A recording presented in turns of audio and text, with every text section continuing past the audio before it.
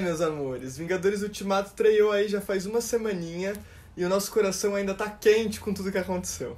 Mas agora eu vou te falar de um monte de coisa que não aconteceu. Vou te falar de cenas que ficaram de fora do filme. Se liga.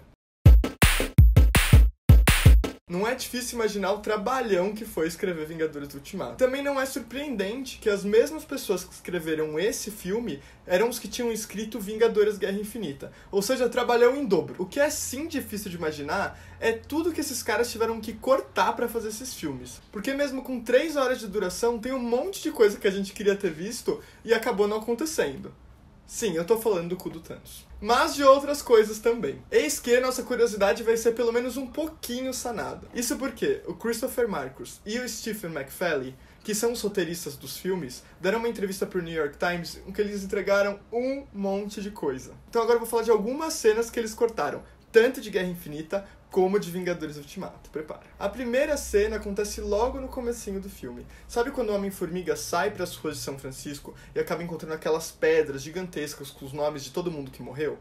Pois então, em uma das primeiras versões dos roteiros, eles queriam mostrar que essas pedras estão em todas as cidades do mundo. Isso ia ajudar a ter uma dimensão de quantas pessoas de fato morreram, porque tudo aquilo ali que a gente viu era só de São Francisco. Dá pra imaginar, por exemplo, quantas pedras teria numa cidade como Nova York, que é muito maior que São Francisco. Outra coisa que eles falaram nessa entrevista é que o Hulk inteligente, sabe, essa versão nova que a gente tem nesse filme, já era pra ter aparecido em Guerra Infinita. A cena em questão onde esse personagem novo ia aparecer seria durante a Batalha de Wakanda. Na descrição que eles dão, o Hulk e o Bruce Banner iam dar as mãos e entender que não estava bom pra nenhum dos dois e iam virar essa nova criatura que precisava aparecer pra enfrentar o Thanos. O grande problema dessa cena e o porquê ela teve que ser cortada, segundo os roteiristas, era que era uma história feliz no meio de uma tragédia. Então o Hulk finalmente tinha conseguido se aceitar, mas ao mesmo tempo metade dos amigos dele tinha morrido. Eles optaram então por fazer Guerra Infinita uma tragédia completa, sem final feliz pra ninguém, nem pro Bruce Banner. Ainda sobre o Hulk inteligente, uma das versões do roteiro mostrava ele virando esse novo personagem e de uma forma bem diferente do que a gente imagina com o que a gente vê em Ultimato. Não tem nada de, vão me aceitar, não, as coisas vão dar certo. Não, o Bruce Banner ia fazer isso na marra num laboratório. No final a cena foi cortada porque eles acharam que ia ser muito mais simples e muito mais legal explicar toda a situação num café da manhã junto com o Homem-Formiga. E no final eu acho que eles estão certos mesmo.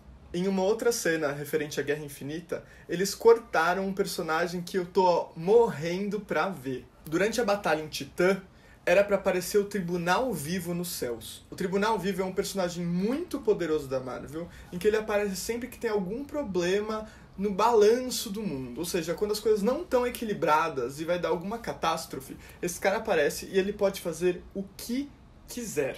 Ou seja, o Thanos poderia ter morrido aí, ou ele poderia ter dado uma piscadela pro Doutor Estranho, poderia ter acontecido 1000 coisas de um dos personagens que é tido como um deus dentro das HQs. O motivo da retirada dele, segundo a entrevista, foi simplesmente porque a coisa ia ficar complicada demais. E faz sentido também. Imagina, já tá aquela luta gigantesca e ainda aparece um bicho com 3 cabeças voando no céu. Ia ser meio bizarro mesmo. Mas eles falaram que o Kevin Feige, que é o diretorzão lá, o chefão mor da Marvel, ainda quer usar esse personagem. Então, ansioso. Uma mudança muito significativa que aconteceu em Vingadores Ultimato diz respeito às viagens no tempo. O Kevin Feige, esse mesmo chefão, ele queria que essas viagens acontecessem por conta da Joia do Tempo. Na entrevista, os roteiristas dizem que ficaram batendo a cabeça um tempão, falando como é que a gente vai fazer essa droga dessa pedra aparecer na mão deles. Eis que eles começaram a ler um monte de teorias na internet em que falavam sim do reino quântico usando como uma ferramenta de viagem no tempo. E eles falaram, putz, a gente não usou o Homem-Formiga em Vingadores Guerra Infinita. Será que a gente consegue juntar essas duas coisas? Pois é, não é a teoria que prevê o fã que fez a teoria virar verdade. Olha que loucura. Outra mudança nessas viagens no tempo é para onde eles foram. Tanto o Marcus quanto o Stephen falaram que eles evitaram ao máximo irem para Vingadores. Eles dizem que achavam muito brega voltar para exatamente esse ponto da história. Ia ser muito fanservice tosco. Numa das versões que durou mais tempo na mão deles, ao invés de eles voltarem para a Batalha de Nova York, eles iam para Asgard. A ideia era aproveitar o cofre de Asgard, porque em determinado momento da história do MCU, a gente tinha lá dentro tanto o Tesseract quanto a Joia da Realidade. A ideia era pegar isso e aproveitar para ir numa viagem só. Eles descreveram bastante essa cena. Inclusive, eles falam que queriam muito explorar uma visita de Tony Stark em Asgard.